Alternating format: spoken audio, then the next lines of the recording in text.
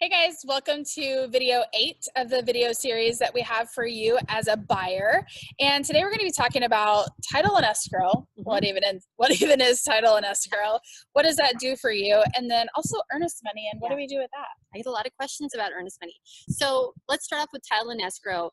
Title is the company that goes through and makes sure that the home that you're buying is the chain of ownership. Is it only owned by the sellers that are trying to sell you the property, or is Uncle Bob from Hawaii going to show up after you close, knock on your door and say, hey, I own this property? So title ensures that that doesn't happen.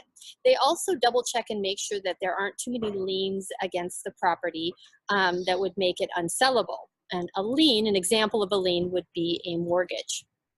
The escrow company will collect all of the paperwork from the lender, the real estate agents, the title company, maybe even a homeowners association if that's applicable. They'll put it all together as a third-party independent entity, and they will make sure that all parties are signed by all participants, all paperwork.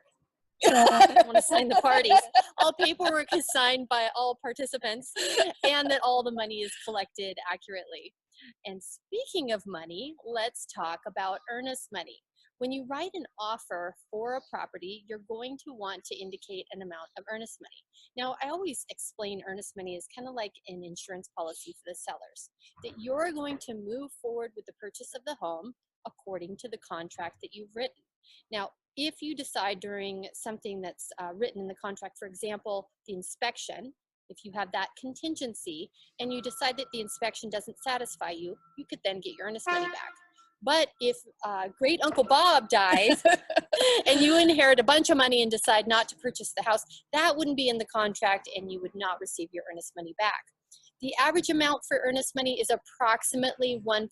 And when I say approximately, it's very, very flexible. I see it under 1% and over 1%. The more money you put towards earnest money, the more earnest you are showing the sellers, the more intent, the more skin in the game you have. Awesome. Yeah, thank you. Sure. And that concludes today, which is day 8, and we will see you again tomorrow. Thanks.